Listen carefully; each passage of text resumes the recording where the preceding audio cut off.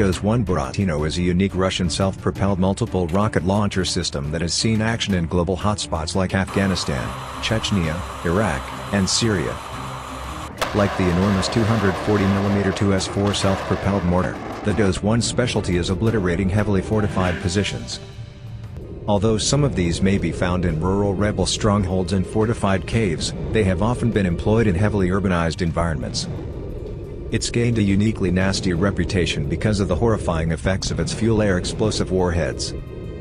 To put it concisely, these are amongst the most devastating explosive weapons short of tactical nuclear weapons. TOS stands for Heavy Flamethrower, which is only accurate in a literal sense. Instead of projecting a stream of jellied gasoline, the TOS-1 launches a rocket carrying a fuel-air explosive. These were first employed by the United States in the Vietnam War because napalm wasn't destructive enough. Napalm munitions disperse a sticky, flaming liquid over a wide area.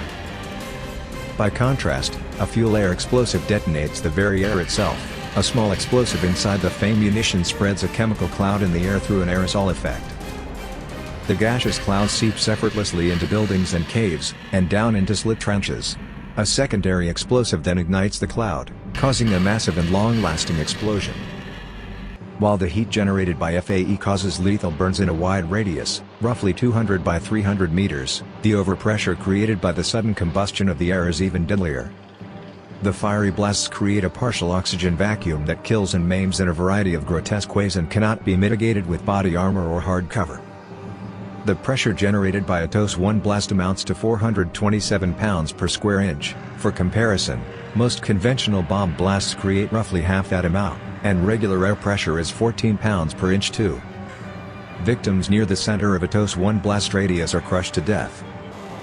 Further out, the overpressure can break bones, dislocate eyes, cause internal hemorrhaging, and rupture eardrums, valves and other internal organs. It also sucks the air out of victims' lungs, possibly causing them to collapse, leading to death by suffocation. The United States was the first to use fuel-air explosives in the Vietnam War, dropping them by air to clear helicopter landing zones and minefields. The Soviet Union adopted the weapons shortly after the United States did, using them in a border skirmish against the Chinese in 1969, and employing both air-dropped and ground-launched FAE on a large scale in the war in Chechnya. The proliferation of TOS-1 systems through global conflict zones ensures they will continue to see use in combat. Most of Russia's artillery weapons use a light armored vehicle chassis like that of the MTLB armored carrier. The 46-ton TOS-1, on the other hand, uses the much heavier hull of a T-72 tank. There's a good reason. The original TOS-1 model only had a range of around 3 kilometers, meaning it would have to withstand hostile fire from all kinds of enemy weapon systems. The TOS-1 mounts a launch unit with 3,230mm diameter rocket tubes. The prominence of the launch unit is what earned it the name Buratino, a long-nosed Pinocchio-like character in a children's story. The rockets can be fired individually or ripple-fired en masse in the space of 6 to 12 seconds. The vehicle also mounts a targeting computer and a laser rangefinder. Two types of rockets are equipped, ones with conventional incendiary warheads, and the fuel-air explosives discussed above. The sheer size of the rockets means that the TOS-1 requires not one but two TZMT reloading vehicles, all-terrain trucks equipped with cranes, each carrying a full additional load of rockets. The TOS-1 vehicle has no real counterpart in use by Western militaries. While there are all kinds of multiple rocket launch systems in use, such as the M142 HIMARS in use by the U.S. Army to bombard ISIS in Iraq, they are all lightly armored weapons intended for long-range indirect fire. Furthermore, such rocket artillery typically relies on cluster munitions or conventional high-explosive warheads, not incendiary ammunition. The Russian Army, however, fields long-range multiple-launch rocket systems like the Smerch and Uragan, capable of using incendiary warheads. The United States uses thermobaric warheads in smaller man-portable systems as well as larger air-launched munitions. Starting in 2001, new TOS-1 Assad Sepek, Burning Sun, vehicles began entering service, with a range of 6 kilometers. This is sufficiently long range to allow it to fire beyond retaliatory fire from the majority of anti-tank weapons. The new vehicle comes with an improved ballistics computer as well. Because it fires heavier 90-kilogram rockets, the number of launch tubes was reduced to 24. The TOS-1 and 1A are integrated into Russian nuclear biological chemical battalions.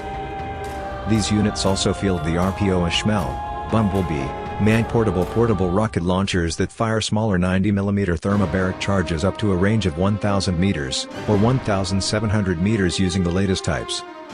These are intended as bunker buster weapons, as thermobaric warheads are particularly effective against structures and their occupants. The first combat use of the TOS-1 Buratino is recorded between 1988 and 1989 against Afghan rebels in the rugged terrain of the Panjshir Valley. However, it was in the 1999, the same year that the TOS-1 was first revealed to the public, that the TOS-1 first made a name for itself in the siege of the Chechen capital of Grozny. After sustaining terrible losses attempting to assault Grozny's center during the First Chechen War, for the Second War the Russian army surrounded the city with heavy artillery and tanks. It then dispatched small infantry teams to probe the Chechen defender. Once the Chechens opened fire, the artillery surrounding the city would pulverize the city blocks from which the fire originated. TOS-1s played a major role in these bombardments, and were also appreciated for creating explosions liable to detonate mines and booby traps left behind by the Chechen fighters. The use of the TOS-1 to eradicate city blocks in Grozny caused a number of complaints about collateral damage. In one incident, a strike killed 37 locals and wounded over 200. By the time the battle was over, the city had been reduced to a wasteland. At least 4 TOS-1s were sold to Iraq in 2014, and they were first seen entering action against ISIS in the battle for Jurf al-Sakhr in 2014. The battle was a victory for an Iraqi Shia militia, although how much the TOS-1s contributed to that is unclear. Later video footage shows TOS-1s ripple-firing rockets on targets near Baiji, Iraq. The TOS-1s were also given to the Syrian Arab Army, which deployed them against various Syrian rebels. Most of the footage released appears to depict bombardment of rural areas such as the mountains around Latakia, rather than inner-city locations. However, a TOS-1 unit was recorded being used in preparation for an offensive against the city of Hama, and this June, opposition fighters posted a video apparently showing the destruction of TOS-1 near Hama by long-range anti-tank missiles. This highlights how the need to deploy the short-range TOS-1 closer the front line makes it vulnerable to such weapons. A TOS-1 was also spotted by the IS operating in a rebel training area in Luhansk in eastern Ukraine in 2015. Ukraine does not operate any TOS-1s, so the vehicle must be of Russian origin. There is no footage of the TOS-1 actually firing rockets in Ukraine, but the Ukrainian government claims they were used in the artillery bombardment that leveled Donetsk International Airport, forcing Ukrainian forces to withdraw in January 2015. However, other powerful artillery systems, including TOS-4 mortars, are known to have been used in that siege. One of the lesser-known war zones involving the TOS-1 is the long-running conflict between Azerbaijan and Armenia over Nagorno-Karabakh. Russia has sold TOS-1s to both sides in the conflict. Azerbaijan has 18 and Armenia was sold an unspecified number. Armenian media reported this year that an Azerbaijani TOS-1A was destroyed in fighting in April after firing rockets on the position of Karabakh separatists. Both sides claim the other initiated the skirmish. Are weapons deploying fuel-air explosives munitions inherently inhumane?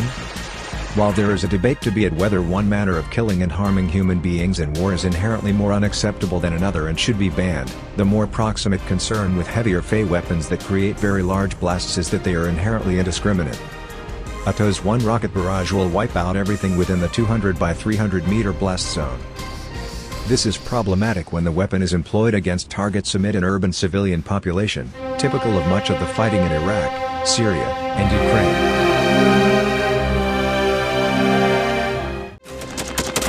Thanks for watching, and don't forget to subscribe. Also, if you want to support Warthog Defense, please become our member and get early access to new videos, exclusive members-only videos, and become administrator in comment section. The membership link is in the description. Rescues every day. We had a guy last week, it's 6 rescues in 6 days. You know, he's doing the job every day.